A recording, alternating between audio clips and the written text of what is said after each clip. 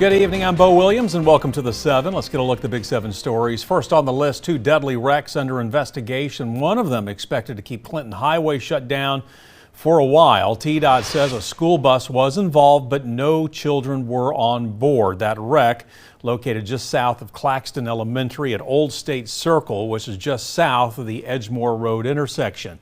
Anderson County Sheriff's Office says someone died in the crash. THP has been called in to investigate. With that going on, deputies say Clinton Highway will be closed for several hours in that area. Of course, we'll have an update on the situation for you on 6 News tonight.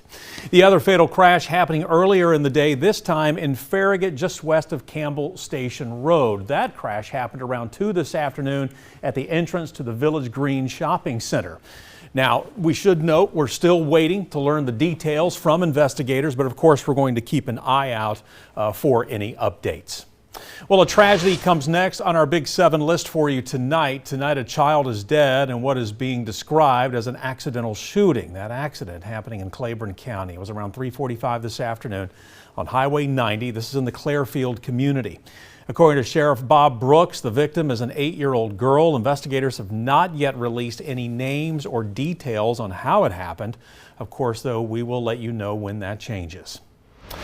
Americans across the country and right here in East Tennessee remembering a big figure in the push for civil rights. The Reverend Jesse Jackson died this morning at the age of 84. In the height of the civil rights movement, Jackson worked alongside Dr. Martin Luther King Jr. and Knoxville resident Harold Middlebrook. You know, they were both there the night King was assassinated. Reverend Middlebrook and Jackson also with Dr. King when he announced his stance on the Vietnam War in Memphis. In 1984, Jackson stopped in Knoxville during his first run for president. That happened on Easter Sunday. We were there getting ready to go to dinner with Dr. King, and it was Jesse who, following the actual shooting, went to call Mrs. King and to inform her that Dr. King had been killed. In 1996, when Inner City Community Church was destroyed in an arson, Jackson came back to town with building materials in tow.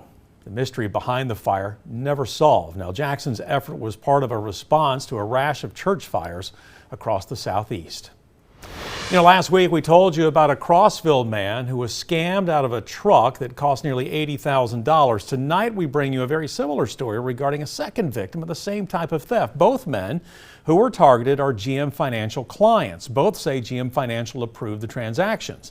Emails provided to 6 News by Michael Phillips show that GM Financial approved the transaction before the money was withdrawn.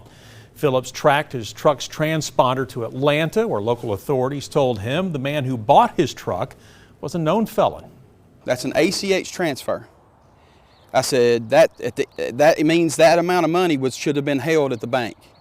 And we battled. We went back and forth and argued. And I said, I need your supervisor. He said, I'll have to have a supervisor call you. From that moment on, there's been no communication with GM Financial. No supervisors called me, nobody. GM Financial tells Phillips that he is still on the hook for the truck. Now he is suing GM Financial to get his money back. Of course, we will have more on this story for you tonight at 11. Now to a 6 on your side scam alert. The Blount County Sheriff's Office is warning of scams making the rounds right now, including an ankle monitor scam. So here's how this all works. Sheriff's Office says scammers pose as sheriff's deputies. They call you and say a loved one has been arrested and that you must pay thousands of dollars for an ankle monitor. Scammers may also tell you your loved one is wanted and will be arrested if you do not pay. Now, the Sheriff's Office says some people in the community have already fallen victim to these scams. And because of this, the Sheriff's Office is reminding everyone that real Sheriff's Office employees will not call you asking for money. U.S. Department of Agriculture recently announced it is providing $1 billion in assistance for specialty crop farmers that were not included in the Farmer Bridge Assistance, or FBA, program that rolled out last year. Those who applied for the FBA program should start expecting payment by the end of this month. Specialty crop farmers have until next month to report their acreage to receive assistance. Now, the assistance is a one-time payment to help address market disruptions caused by an increase in cost of production, inflation, and market losses from foreign competitors. The payment is meant to create a bridge until the benefits of the One Big Beautiful Bill Act are available, according to the USDA.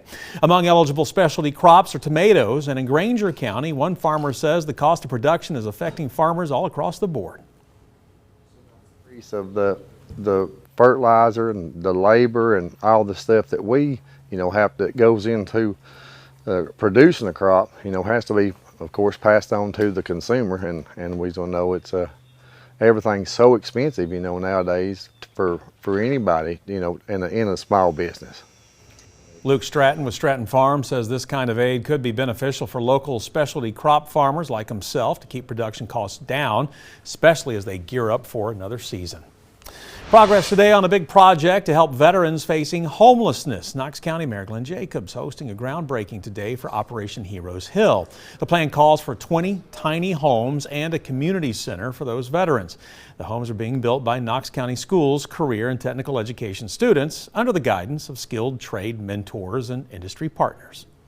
This has been an entire community project. We've had so much support from every sector of the community. One of the biggest has been the builders and the home builders, and the fact that they've just put so much into this, donate supplies, the resources, the mentorship at our high schools. This wouldn't have been possible without them. So I just want to make sure, I want to thank them for everything that they've done to ensure that this project is a success.